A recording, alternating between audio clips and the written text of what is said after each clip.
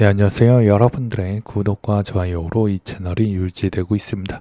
네, 영상 속도는 1.5배를 추천드리고요. 항상 구독자님, 멤버십 회원님들에게 감사하다라고 말씀을 드리면서, 자, 이번 내용은 비트코인 가격 전망 추이에 따른 내용을 한번 정리해 드리는 시간으로 한번 준비를 해 보았고, 그 다음에 시황 이야기를 좀 준비를 해 보았습니다. 그리고 이더리움에 따른 이야기도 조금 준비를 해 봤으니 재밌게 잘 봐주시길 바라겠습니다. 그리고 감기 조심하시길 바라겠습니다. 최근에 이제 탐욕 지수는 69를 보여주고 있는 실정이고요. 코인마켓캡의 100지수 추이를 보게 되면 다시 박스권 구간에 좀 갇혔다라고 볼 수가 있을 것 같습니다. 전체 100지수 부분에 들어올 수 있는 게 체인링크, 스위, 트론, 에이다, 도지, 솔라나, BNB, 리플, 이더 정도라고 보시면 될 것 같습니다. 옆에 보게 되면 이제 비트코인이 69%, 나머지 이제 이더리움 10%, 그 다음에 5%, 1% 형태로 구성이 되어져 있다는 거 볼 수가 있을 것 같고요. 그 다음에 이번에 이제 순유입 비중은 이제 이더리움 비중은 좀 많이 줄어들었고, 오히려 순유입 비중도 좀 최근에 좀 많이 늘어나다가 다시 한번 좀 많이 줄어들고 있는 추이를 볼 수가 있다라고 볼 수가 있게 되겠습니다. 이제 미결제 약정 추이도 좀 중요할 것 같은데, 미결제 약정하고 볼륨의 변동성 추이가 좀 있어야 파생에 따른 관심도가 좀 더 커지게 되고, 그 파생에 따른 변동성이 커질수록 가격에 따른 변동성에 미치는 영향 강도도 커진다라고 보시면 될 것 같습니다. 그럼 이번 주에 대부분 이제 좀 많이 관심을 많이 가졌던 부분을 보게 되면 하이퍼 리퀴드, 그리고 카이토, 그리고 버추어, 스위 정도라고 보시면 될 것 같습니다. 그래서 하이퍼 리퀴드와 카이토는 개별 호재가 좀 있어가지고 올라간 걸로 저는 알고 있고요. 나머지 최다 조회 수수는 여전히 이제 솔라나, 스위, 하이퍼 리퀴드, 카이토 부분의 조회 수순이 높다 라고 보시면 될 것 같습니다. 그리고 이번 주 언락 비중을 또 본다라고 하면, 여기서 이제 대부분 뭐 약간 우리가 알고 있는 코인들이 아니기 때문에 이 점은 그냥 넘어가도록 하게 되겠고요. 요즘에 이제 에이브가 조금씩 폼이 좋아지고 있는 추이를 좀 볼 수가 있을 것 같습니다.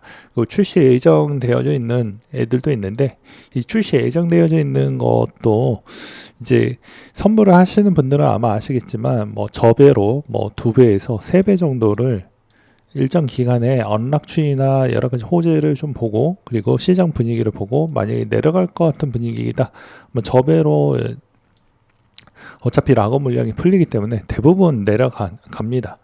통상적으로 한 달에서 한 달 반 추이에서 급격하게 올라갔다라고 하면 저배로 내려서 이런 것도 좀 챙겨 먹는 전략으로 가져가 보시면 나쁘지는 않을 것 같다라고 말씀을 드릴 수가 있을 것 같고요.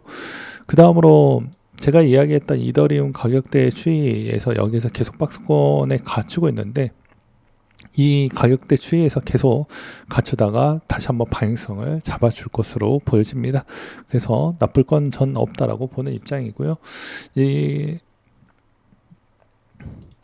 그 다음으로 이제 가격 전망 추이에 따른 내용을 한번 준비를 해 보았습니다. 이제 블랙스톤이 현물 ETF 보유 공시가 나왔는데요. 이게 이제 보유량이 23,000 정도가 된다라고 나와져 있습니다. 그러니까 결국엔 보유 공시가 되어야지만 우리는 확인을 할 수 있다는 그런 안타까움이 있지만, 결과론적으로는 우회에서 들어오려고 하는 그 매입과 매수 비중이 좀 더 높아지고 있는 추이이다 라고 볼 수가 있을 것 같고요. 요즘에 이제 환율 변동성도 워낙 크다 보니까 아무래도 이제 대부분 기업들이 멀티 자산으로 좀 챙겨가려고 하는 그런 움직임도 또 많이 보인다라고 보시면 될 것 같습니다. 그 다음에 스탠다드 차트에서 트럼프 임기가 마무리가 되기 전 때까지는 아무래도 50만 달러 때까지 갈 수 있다라고 이야기를 해주고 있는 실정이고요. 여기에서도 노르웨이 정부와 스위스 중앙은행도 스트래티지 지분의 간접 보유량을 700개나 늘렸다고 합니다. 그리고 국민연금은 부분에서도 같은 방식으로 추가 확보를 좀 했다라는 게 좀 유의미다. 가 있다라고 보실 수가 있을 것 같고요. 최근에 국민연금이 맨날 조롱거리로 되어져 있지만 결과론적으로는 국민연금의 운영 스킬과 능력 추이는 본받을 필요성이 있습니다. 그래서 우리가 한 템포 좀 느리게 가져간다라고 해도 그게 되게 국민연금이 가져갈 수 있을 만한 그 포지션 비중을 우리가 좀 잘 체크를 해볼 필요성은 전 있다라고 보는 입장입니다. 왜 그러냐면 그게 나중에 어차피 국민연금이 뭐 금방 샀다 팔았다 하는 그런 애들이 아니기 때문에 생각보다 포지션 측면에서 우리가 배울 점이 좀 많다라고 볼 수가 있을 것 같고요. 수익권 추이에서도 이거 보게 되면 여기서 다 확인이 가능합니다. 뱅가드가 이번 1분기 추이에서도 가장 많은 비중이 높아졌다는 거 볼 수 있고, 그 다음에 블랙록, 스테이트, 모건 스탠리, 지오드, 모건 스탠리, 그리고 UBS는 좀 줄였고, 노르웨이, 시타델, 많은 비중을 늘렸죠. 시타델 같은 경우에는. 그 다음으로 또 보게 되면 BNY, 찰스 슈왑, 인베스코, 대부분 이제 같이 ETF를 운영하는 집단에 있는 운용사들이 대부분 이번에 좀 많은 매입을 1분기 내외 많이 가져가고 있다. 그리고 상위 25개의 주주가 지분의 43.17%를 가지고 있다라는 점이 좀 긍정적으로 볼 수가 있게 되겠습니다. 그리고 최근에 이제 비슷한 이제 그런 회사들이 있는데요. CEP라고 있습니다. CEP도 요즘에 분위기가 좋죠. 그래서 여기에서 여러분 이제 고위험성을 인지를 한 상태에서 내 포트폴리오를 어떻게 짤 거냐는 여러분들 마음이긴 하지만 그래도 포트폴리오의 위험성 노출을 내가 몇 %대까지 감내할 수 있는 걸 안다라고 하면 약간의 혼합을 해가지고 가져가시는 게 제일 좋다. 왜냐면 어차피 현물에 있는 비중 추이가 뭐 좋은 분위기로 계속 가긴 가겠지만 여기에 이 현물을 가지고 있다고 해서 수익성이 드라마틱하게 나오지는 않거든요. 그러니까 내가 얼마나 어떻게 가져갈 거냐가 제일 중요하다, 이렇게 보는 게 맞을 것 같습니다. 그 다음에 또 보게 되면 아서이즈가 이제 28년도 100만까지 가야겠다라는 이야기를 좀 했고요. 그리고 블록스트림 CEO도 최대 100만까지는 갈 것 같다. 왜냐하면 4년 사이클 내외 기준점으로 보았을 경우에는 충분히 시간이 지나면 알아서 가격이 올라가지 않겠냐라는 의견이 있었고, 마이클 세일러는 2045년에 개당 1300만 달러 때까지 올라갈 것 같다라고 이 주장을 하고 있습니다. 그리고 아무리 못해도 4년에서 8년 안에 100만 달러를 돌파할 것으로 나는 기대를 하고 있다라고 이야기를 해주고 있는 실정이고요. 팀 드레이퍼는 올해 말까지 25만 달러까지는 갈 것이다 라고 다시 재차 한번 발언을 해주기도 했습니다. 그리고 아크인베스트도 2030년도 때까지 240만 달러 때까지 상승 가능한다라는 이야기를 이제 계속 해주고 있는 실정이기 때문에 아무래도 혁신적으로 투자하고 있는 운용사의 말은 적절하게 내가 어느 정도 때까지 위험도 노출에 민감하게 잘 대응을 해줄 수 있는 사람이라고 가정을 하면 이런 패턴으로 맞춰가는 게 맞는 것이고, 그렇지 않는다고 하면 여전히 비율 조정을 잘 하시면서 가져가는 게 바람직하다라고 말씀을 드릴 수가 있을 것 같습니다.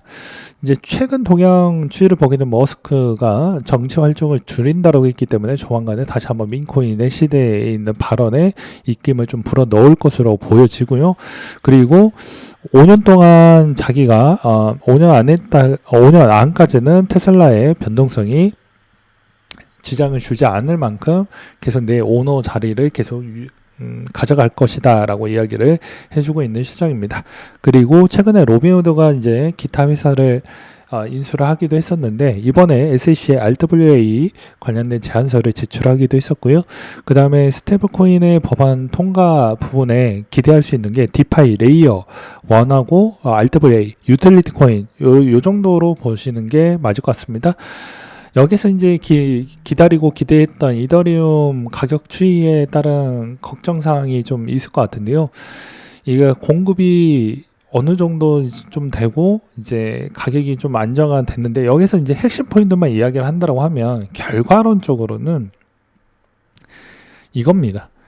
수수료 수익성이 좀 많이 내려가면서 얼마나 솔라나 부분하고 경쟁이 이제 점점 더 치열해질 것인데, 왜냐면 이제 솔라나가 그만큼 인터페이스적으로 접근성이 상당히 좋고 코인 만들기가 좋고, 그 다음에 가격이 생각보다 수수료가 생각보다 저렴했기 때문에 그걸 많이 이용을 했는데, 여기에서 이더리움도 이 시장의 이제 판도에 계속해서 그런 형태로 맞춰 나가서 솔라나 부분하고 경쟁할 수 있을 만한 수수료만큼은 계속 내려가는 형태로 맞춰준다고 하면, 이제 그만큼의 이제 플랫폼이 확장성이 나와 주어야 되는 부분이 이제 발생을 하게 됩니다. 그러면 이제 못해도 올해까지는 아니더라도 내년이나 내후년에 이제 평가가 되겠죠. 너희가 그만큼 수수료를 많이 줄여둔 만큼 확장성이 그만큼 기여도가 많이 나올 수 있을 만한 환경이 구상화가 많이 되었냐가 가격에 아주 미치는 영향이 클 것으로 보이십니다. 어차피 물량적으로 수수료를 많이 가져가려고 하는 게 요즘에 이제 트렌드이기 때문에, 얼마나 이제 내 점유율을 계속 지켜 나가면서 이제 확장성을 가져갈 수 있느냐가 관건이 좀 될 것 같고요. 어차피 이더리움 쪽에서는 이제 블랙록과 바네크 쪽의 ETF와 RW 솔루션을 직접 구축 중이기 때문에, 여전히 나머지 쪽은 다 남한테 뺏긴다고 해도 RW에 있는 시장에 있는 솔루션은 뺏기지 않게 가져가는 게 정말 중요하다라고 생각이 듭니다. 여기서 이제 우리가 알 수 있는 건 담보와 수익과 이자 개념이 여기서 이더의 본질적인 부분에 이제 기대할 수 있는 중장기적인 모델링이라고 볼 수가 있습니다. 이제 이더를 맡겨서 이자를 만들어낼 수 있을 만한 구성 요건이 비트와 이더의 가장 큰 차이점이라고 볼 수가 있고요. 그걸로 인해서 이더리움이 좀 더 나은 부분은 발생하겠지만, 과거만큼 이제 퍼포먼스가 드라마틱하게 나올 수 있을 부분은 여전히 이제 스테이블 코인에 있는 규제 부분이 어느 정도 마무리가 되고 난 뒤에 대기업들이 그리고 기관들이 얼마나 많은 참여를 할 것인지가 매우 중요할 것 같습니다. 그래서 올 연말에 있는 업그레이드도 상당히 중요하고요.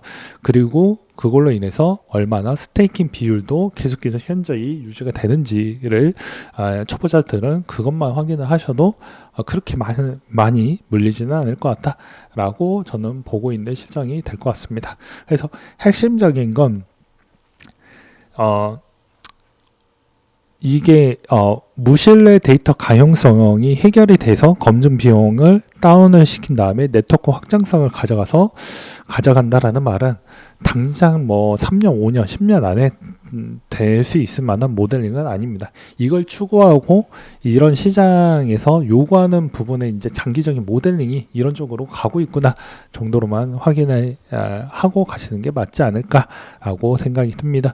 그리고 여기에서도 우리가 알 수 있는 건 여전히 먹을 것에 재팟은 터지는 건 별로 없지만 유틸리티 쪽은 중간은 항상 하는구나 라는 걸 참고를 하시면서, 항상 저렴할 때 유틸리티 쪽도 많은 관심을 가져가셔서 좀 다양하게 수익성을 챙겨 가시길 바라겠습니다. 네, 오늘 내용도 여기까지 준비를 했고 이상으로 마치도록 하겠습니다.